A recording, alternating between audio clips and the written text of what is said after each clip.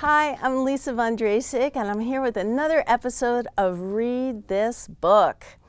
It's been a great year for books about the moon, and that's no coincidence because it is the 50th anniversary of the landing on the moon and the historic walk on the moon.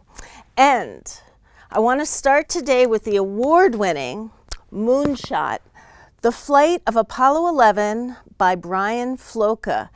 And this is actually an expanded 50th anniversary edition. So if you have the original award-winning book, you might want to get this one because this gives an even wider background, information about the technology of the time as compared to now. And of course, it was a Cybert Award for Best Nonfiction Book of the Year, informational book. And when I think of Brian Floca, I of course think of his incredible illustrations. But when I also think about a book like this, is what a terrific read aloud it is. So the first books I'm going to be talking about are terrific read alouds. So Moonshot, The Flight of Apollo 11 by Brian Floca. Make sure you take a look at that. An updated edition. The other read alouds are more stories. So this is a wonderful story, Gracelynn, Mooncake for Little Star.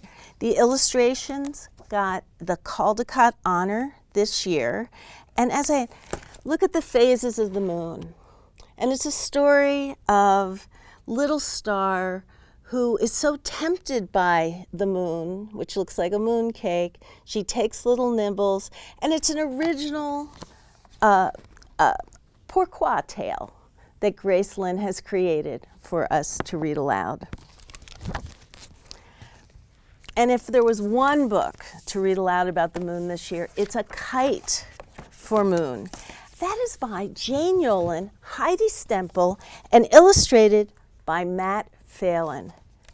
I cannot not read it aloud.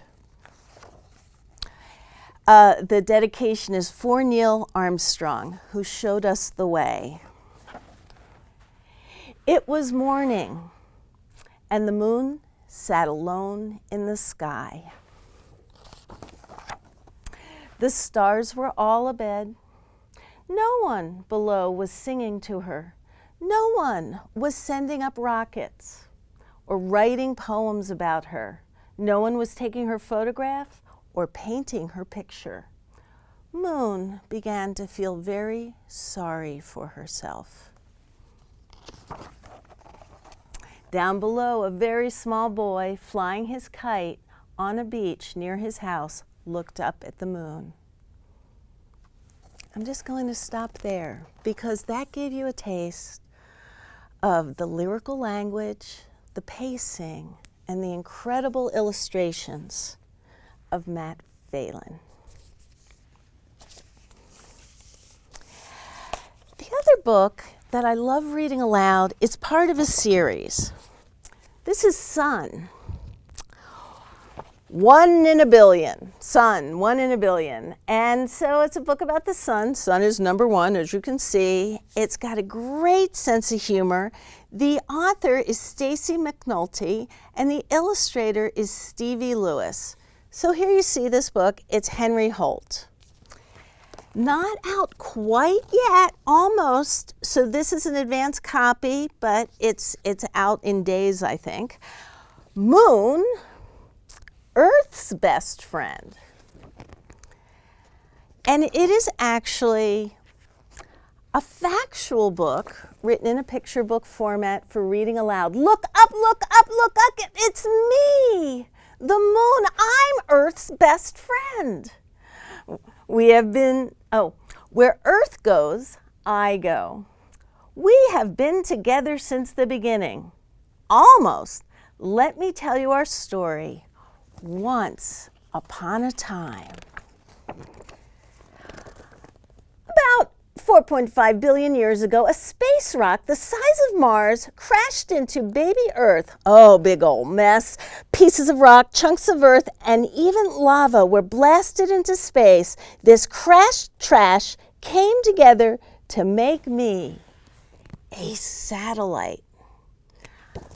Fabulous read aloud, full of fabulous facts, which then a person could look at a factual book like this amazing Planetarium, curated by Chris Wormel and Raman Prinja, and it's an amazing, delicious, fabulous, rich experience. And I read this aloud in a program, and then we just poured over the index and looked through this book and another one on my pile, The Moon, to fact check, because you want to make sure these writers are getting it right.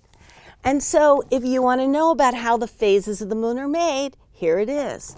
And I'm just loving the graphic format of this book, beautifully illustrated. It's The Moon by Hannah Pang, illustrated by Thomas Hedgebrook. And that is pretty much the moon stories.